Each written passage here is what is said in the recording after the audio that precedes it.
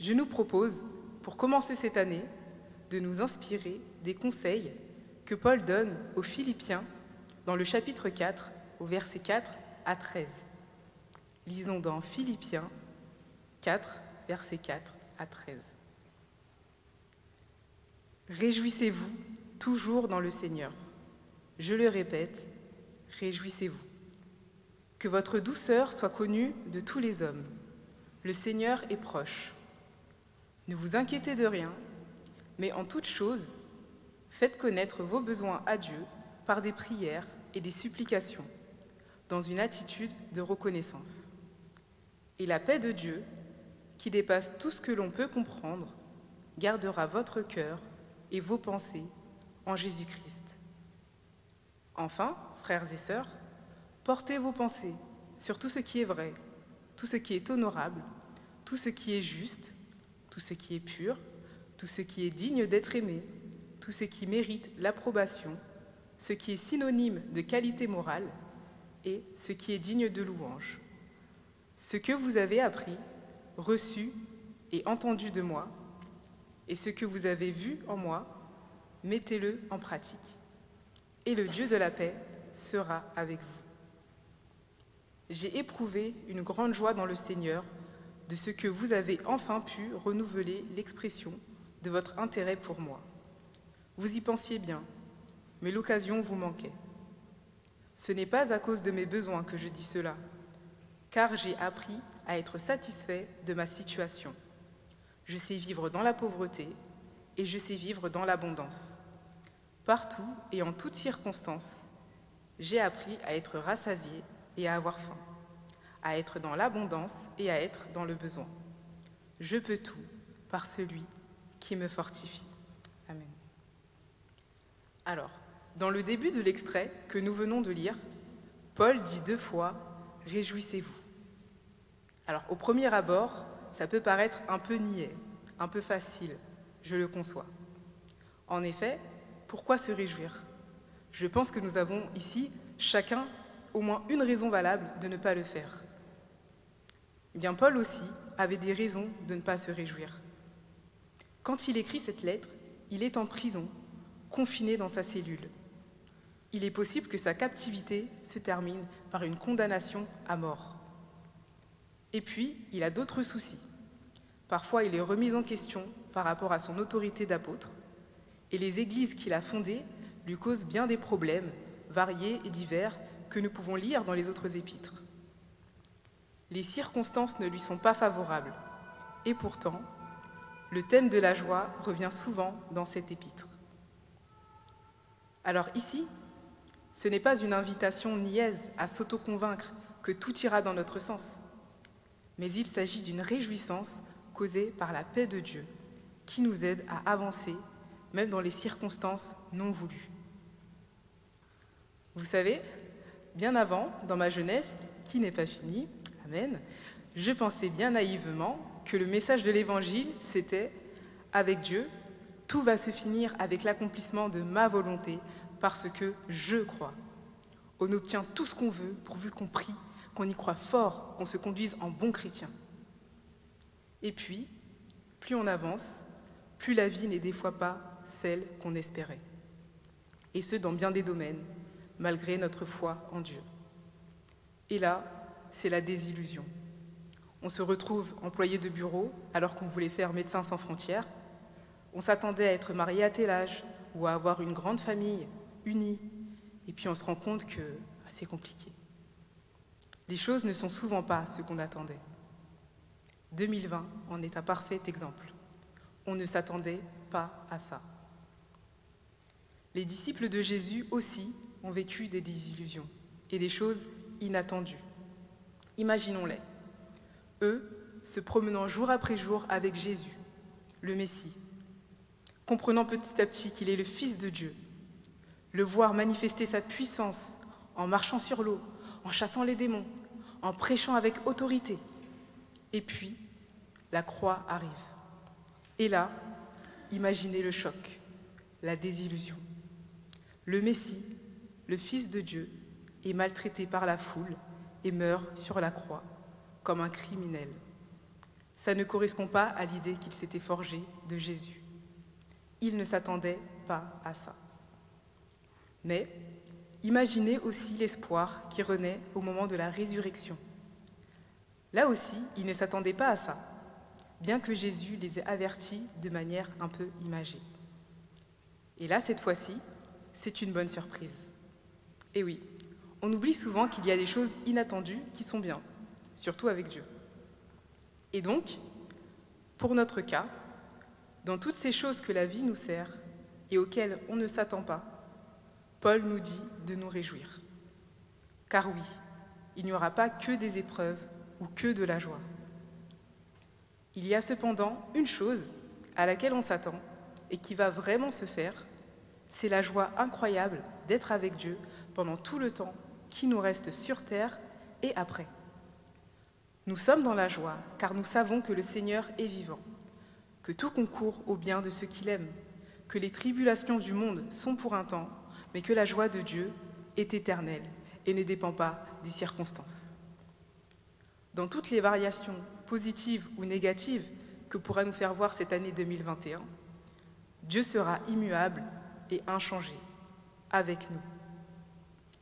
C'est pourquoi Paul dit par la suite, au verset 6, « Ne vous inquiétez de rien, mais, en toute chose, faites connaître vos besoins à Dieu par des prières et des supplications, dans une attitude de reconnaissance. Et la paix de Dieu, qui dépasse tout ce que l'on peut comprendre, gardera votre cœur et vos pensées en Jésus-Christ. » Et ces paroles, ce sont celles d'un croyant dont la foi a été éprouvée et qui, après des épreuves comme la faim, la soif ou les attaques personnelles qu'on a vues précédemment, peut dire avec assurance à ses lecteurs de ne pas s'inquiéter. Notons qu'il ne dit pas « faites connaître vos besoins à Dieu et ils seront forcément exaucés ». Mais il affirme que nous allons expérimenter la paix divine quand nous allons prier, et ce, peu importe l'issue des événements. Ainsi, pour 2021, faisons connaître nos besoins de cette année à Dieu, et il nous donnera assurément sa paix. Faire confiance à Dieu est moins difficile quand nous nous rappelons de ce qu'il a déjà fait pour nous dans le passé, d'où la nécessité de la reconnaissance pour accéder à cette paix. Et la paix, c'est un peu ce que tout le monde recherche ces temps-ci. Les applications et les livres de méditation se vendent très bien en ce moment. Pourquoi? C'est parce que le monde cherche la paix intérieure car elle est la clé de la survie en cette période. Or, Jésus nous dit « Je vous donne ma paix ». La paix de la croix, la paix du pardon, la paix qui ne se trouve pas dans ce monde. Cette paix, c'est l'assurance que notre vie n'est pas insensée, alors que le monde peut paraître sans sens. Alors non, le Seigneur ne nous vaccine pas contre les épreuves, mais il nous donne la joie de les traverser, la force, avec la paix. Il est Emmanuel, Dieu avec nous, et nous accompagne dans tous les moments de notre vie.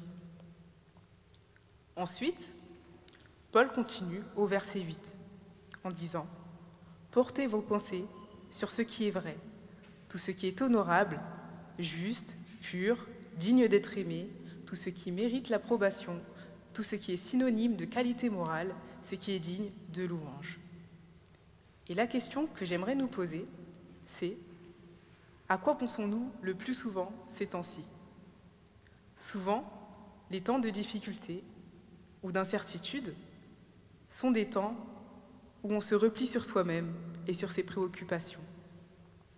Des pensées négatives vont alors revenir constamment. On développe ou on renforce des addictions afin d'échapper à une réalité angoissante. Et là, nos pensées sont sur tout ce qui n'est pas pur, juste ou honorable. Et ce qui est juste et honorable, c'est la parole de Dieu qui invite à aller vers son prochain, à sortir de soi. Là où nous pouvons nous inspirer de Paul, c'est que, pendant qu'il était en prison, il en a profité pour partager l'Évangile et être une source d'encouragement à travers son épreuve. Et je ne veux pas, avec cet exemple, nous culpabiliser de ne pas avoir fait de l'évangélisation en masse sur les réseaux ou dans la rue ces derniers temps, mais ce que j'aime ici, c'est l'idée qu'il n'est pas resté dans la paralysie. Il a agi pour les autres. Le temps que Jésus nous laisse entre maintenant et la paix éternelle est surtout, en effet, une opportunité de témoigner dans le monde. D'ailleurs, souvent, quand les disciples s'inquiètent, Jésus leur dit de ne pas s'inquiéter, oui, mais à chaque fois, il leur demande en plus soit d'agir, soit de changer leur mode de pensée. Ne vous inquiétez de rien, mais cherchez d'abord le royaume de Dieu et sa justice. Ne vous inquiétez de rien, mais donnez-leur vous-même à manger. Ne vous inquiétez de rien, mais croyez en Dieu, croyez en moi. Car l'opposé de l'inquiétude, c'est la foi, qui pousse à la prière et à l'action. Pour 2021, demandons-nous qui pouvons-nous aider et comment pouvons-nous travailler à l'avancée du royaume. J'attire notre attention sur le fait de penser à ce qui est vrai. Et ça, c'est particulièrement difficile en temps de crise. Nous sommes bombardés de fake news, c'est-à-dire des fausses informations, dans nos réseaux sociaux, mais également dans nos pensées, par rapport à nous-mêmes. Il y a des fake news qui circulent dans nos têtes à propos de nous. Et nous les assimilons sans même penser à vérifier la source de ces informations. Le récit que l'on se fait de nous-mêmes est important. Suis-je l'enfant aimé de Dieu qui vit par sa grâce? Quelqu'un qui ne vit que des malheurs? Une ratée? Quelle est l'histoire que je me raconte à propos de moi-même?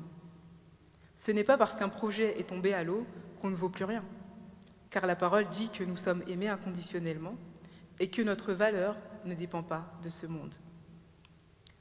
Proverbe 4, 23, un passage bien connu, dit ceci: « Garde ton cœur plus que tout, car de là découlent les sources de la vie. » En effet, c'est en faisant attention à notre monde intérieur, en le remettant face à la vérité de la parole, que l'on pourra voir toutes les bontés de Dieu dans notre vie. Je pense que ça nous est tous arrivé de ne pas profiter pleinement d'un instant parce que notre état d'esprit n'était pas disposé à voir les bonnes choses.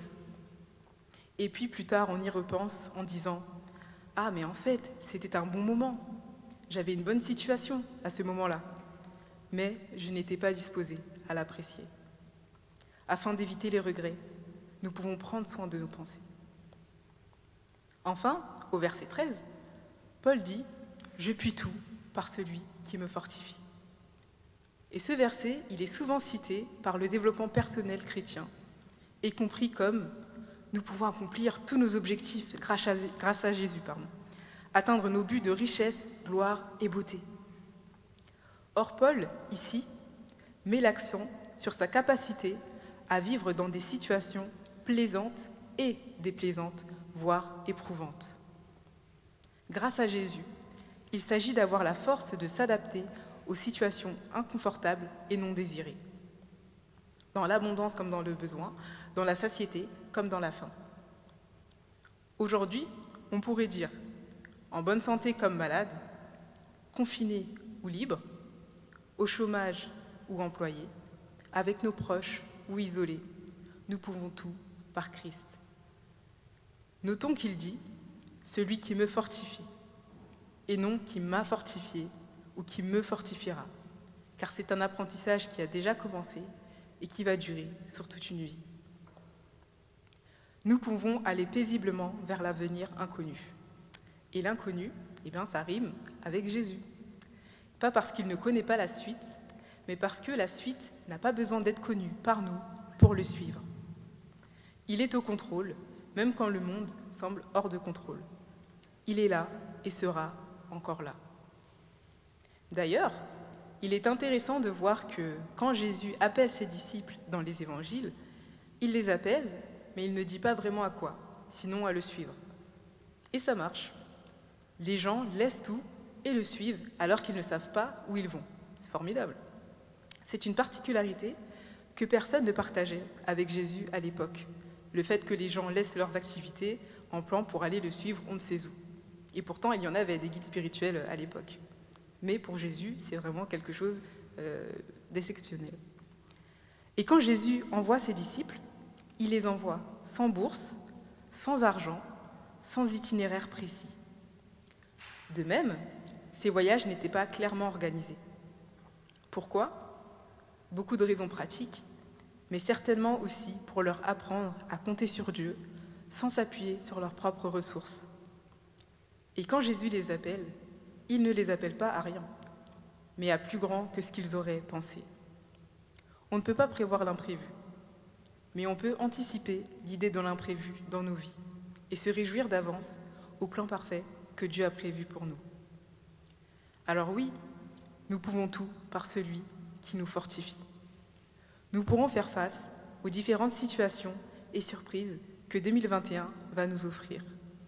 Cette année contiendra son lot d'épreuves, mais également de joie, car Dieu est bon.